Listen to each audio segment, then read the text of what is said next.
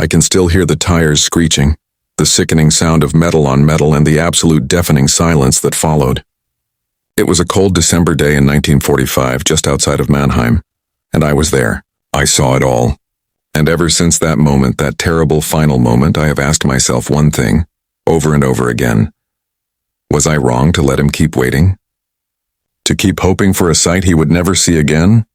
Tell me honestly, if you were in my place, watching the purest heart you had ever known break a little more each day, would you have told him the truth, or would you have simply let the great grieving deception continue?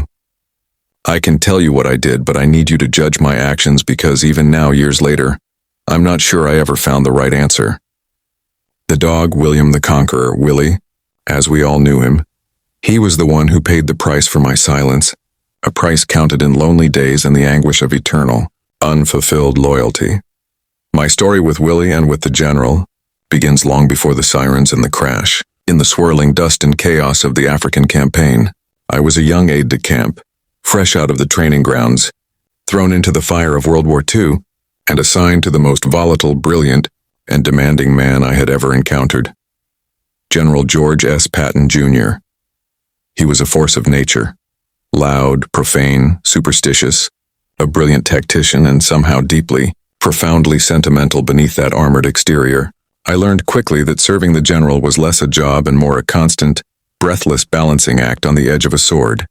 You lived by his temper and you died by his temper, but the moment Willie arrived, everything changed. It was 1944, and we were in England preparing for the Normandy invasion, the world trembling on the brink of D-Day. The general had always loved bull terriers. They matched his own pugnacious, no-nonsense spirit. He'd lost his previous dog, a beloved companion, and the void it left in his often solitary life was palpable.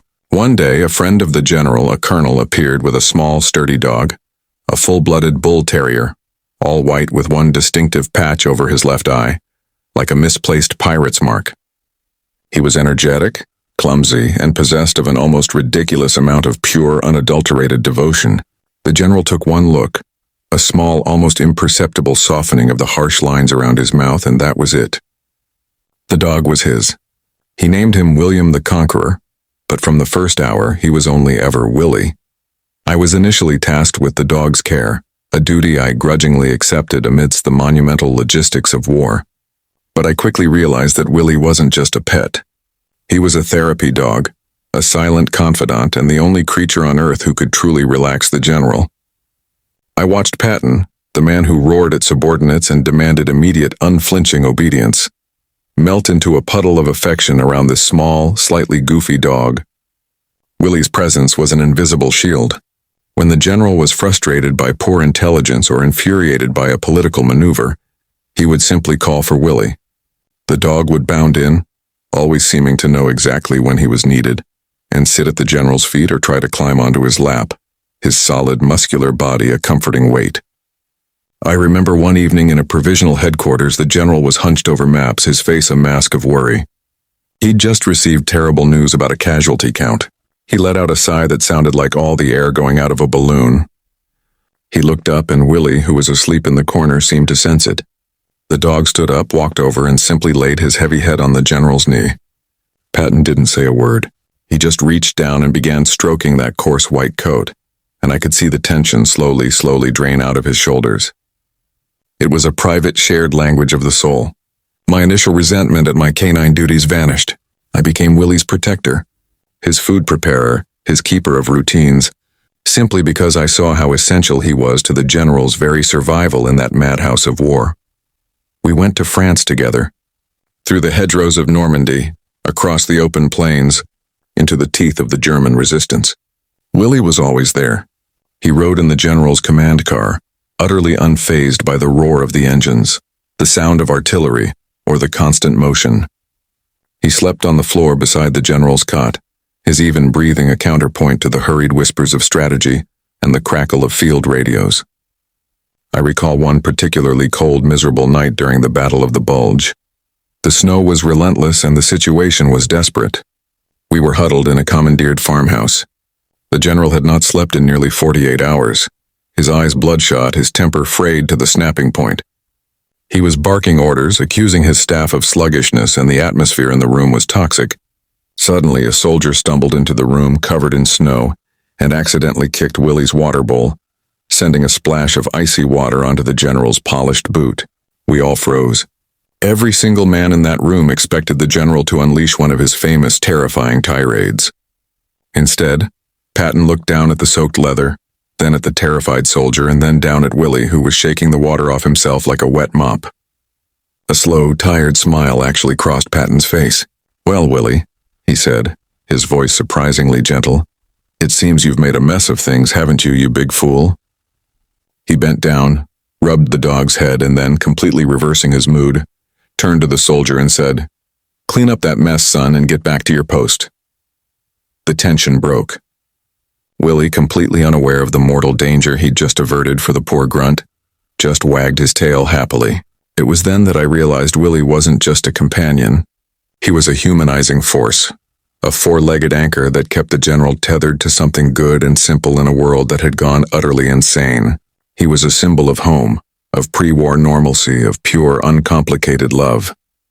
After the war ended, the general's time in command was, predictably, tumultuous. Patton and peace did not mix well. His blunt, often politically insensitive comments about the Soviets and the denazification process landed him in hot water repeatedly. He was removed from command of the Third Army and given the innocuous role of head of the 15th Army, essentially relegated to writing a history of the war, a task he found insulting and soul-crushingly boring. This period was hard on him. He felt betrayed, misunderstood, and utterly irrelevant. I watched him sink into a deep melancholy, the fire in his eyes dimmed. And who was there through it all? Willie. The dog didn't care about politics, demotions, or public opinion. He only cared about the general. Every morning he'd wake Patton up with a nudge of his wet nose. Every day, he'd follow him like a shadow around the headquarters or on their long, solitary walks. If the general was sitting in his chair staring out the window, Willie was at his feet, his breathing slow and rhythmic. The general would often talk to the dog, not just commands, but real conversation. He'd vent his frustration about Washington, about his critics, about the lack of understanding for what he had accomplished. Willie would just listen, his big head cocked, his eyes full of that unique bull terrier loyalty, a blend of fierce protectiveness and utter goofiness. I saw the general's hand instinctively reach out and rest on the dog's back countless times, a physical connection that seemed to steady him when the world was spinning. I came to love Willie as much as the general did, perhaps more because I saw him as the last pure thing in the general's complicated life. And that brings me back to the day the music stopped, the day the world went quiet, December 9th, 1945. The general, myself, and his chief of staff, Major General Gay, were going on a pheasant hunting trip near Mannheim. Willie wasn't with us that morning. The general had decided to leave him behind, which was a rare and, in hindsight, devastating decision. He felt the cold would be too much for the dog, a small mercy that would later feel like a cosmic cruelty. We were driving down a narrow, wet road. I was in the front seat. The general and General Gay were in the back. It was completely unremarkable, just a mundane military drive, and then, without warning, it happened. A 2.5-ton truck, driven by a private who was likely distracted, swerved right into our Cadillac sedan. There was a monstrous tearing noise, a sudden violent lurch, and then everything spun. I remember the smell of gasoline and the shocking weight of silence. I was dazed but conscious. I turned around, and what I saw will be etched into my mind until the day I die. Major General Gay was shaken but relatively unharmed. General Patton, however, was slumped over. He was completely lucid, shockingly so. "I think I'm paralyzed," he said, his voice quiet, almost a whisper, completely without the usual boom. The collision had snapped his neck. He was rushed to the 24th Evacuation Hospital in Heidelberg. For the next 12 days, I lived in a state of suspended agony. The general was alert, conscious, and initially optimistic. He joked with the nurses, dictated letters, and maintained his command presence even as he lay completely immobile from the neck down. His wife Beatrice was flown in and the vigil began. I was his primary liaison, his eyes and ears outside the hospital room. And every single day, the first question after his wife's welfare was always the same. "How is Willie? Bring him to me." So that's the situation I was in, and I had to make a choice. Before I tell you what happened next, I want you to pause and comment below what you would have done in my shoes.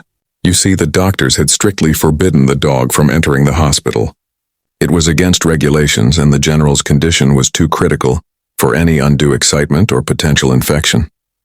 But more than that, I absolutely knew that seeing the dog would be a moment of unbearable, heart-rending finality for him, or a crushing disappointment when he couldn't reach down and pet him. Yet denying him his last wish felt like a betrayal of the highest order. The general, the great warrior who had conquered armies, was dying slowly, and the only thing he wanted was the soft, warm presence of his dog. I wrestled with this. It wasn't just a military regulation. It was a matter of the soul. Would I obey the rules, or would I obey the unspoken oath of loyalty to a man who was facing his end? I had to make a decision, and I had to live with its consequences. So I ask you, rules or love? What choice would have been the merciful one? I made my choice. I decided to follow the man's heart, not the institution's rules. I waited until the dead of night after the last nurse's rounds, and I snuck Willie into the hospital. I had to bribe a guard with a week's rations of American cigarettes and sneak the dog in under a large blanket.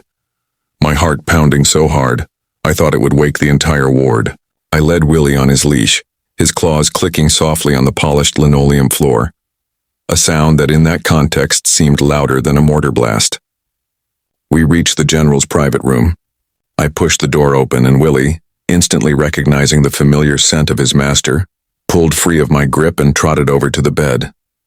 It was the most heartbreaking, beautiful reunion I have ever witnessed. General Patton couldn't move, of course. He couldn't lift his arm to pet the dog, and he couldn't speak above a weak, strained whisper. Willie jumped up gently, placing his front paws on the side of the bed, his head craned forward. He whined softly, a low, questioning sound, then settled his massive head right on the edge of the general's pillow. Patton simply stared at him, and the smile that came over his face was a pure, transcendent expression of peace. It wasn't the grim, forced smile of a man trying to be brave. It was the genuine, unvarnished joy of a man reunited with the one being in the world who loved him without condition, without judgment, and without an agenda. He managed a single, barely audible word. Willie.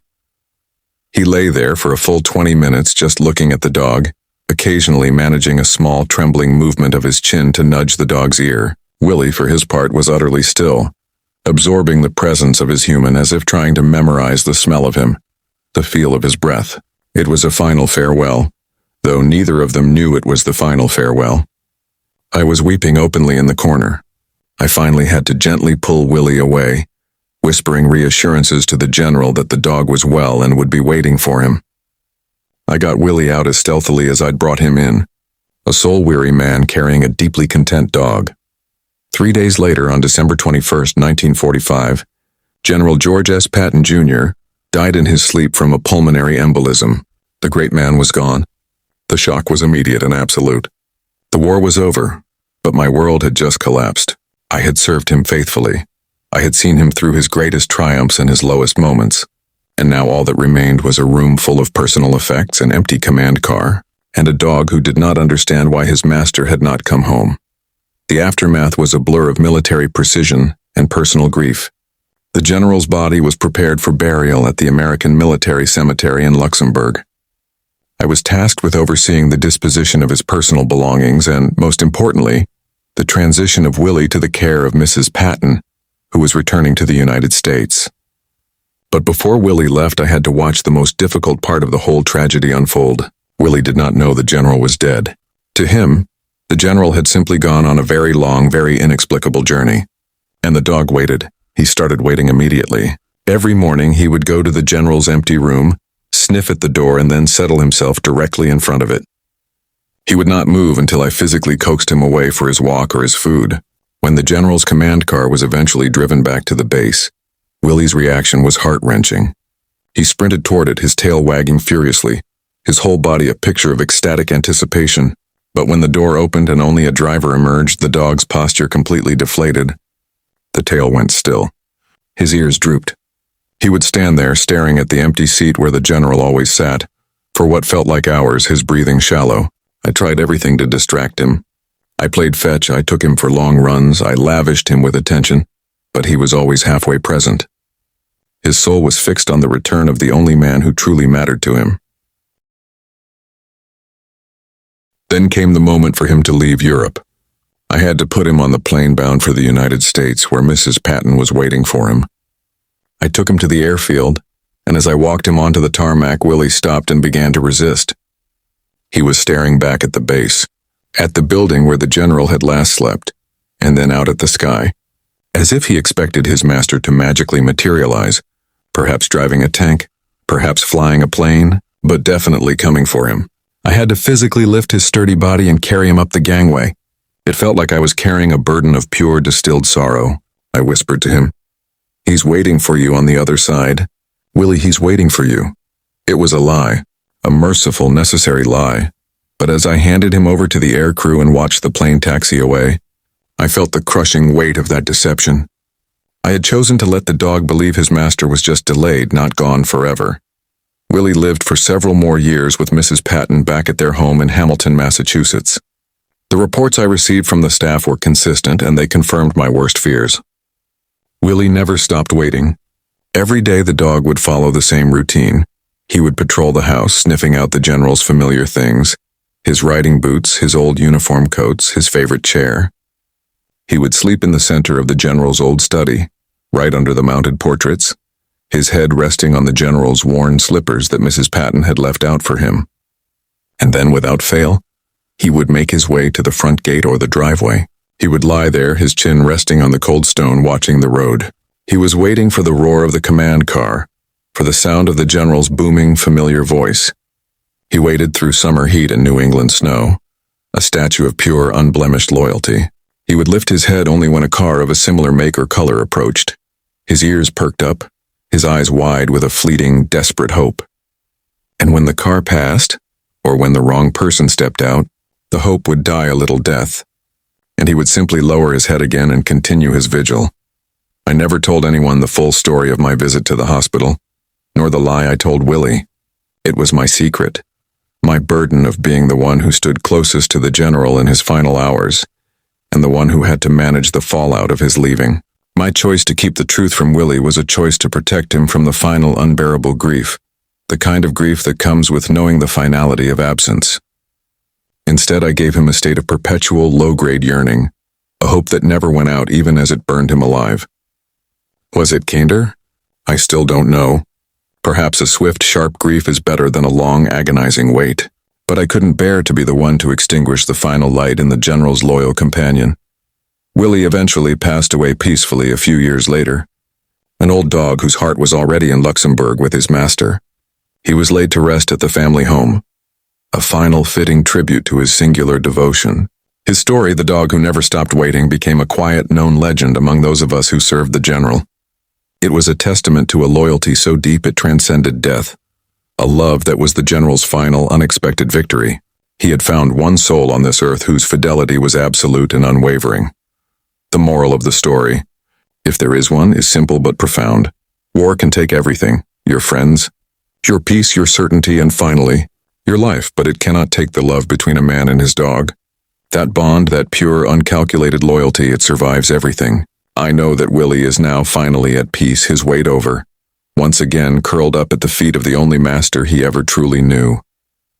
I hope that when my time comes, I'll get a chance to apologize to him for making him wait so long. If you felt even a fraction of the heartbreak and loyalty in Willie's story, then please, like this video if you were moved by the depth of his devotion. Subscribe for more stories like this, true tales from the hidden corners of history that show the unexpected bonds that hold humanity together, even in the darkest times. And most importantly, share your final thoughts on this whole mess in the comments section. Tell me, would you have told the dog the truth? I'll see you all in the next story.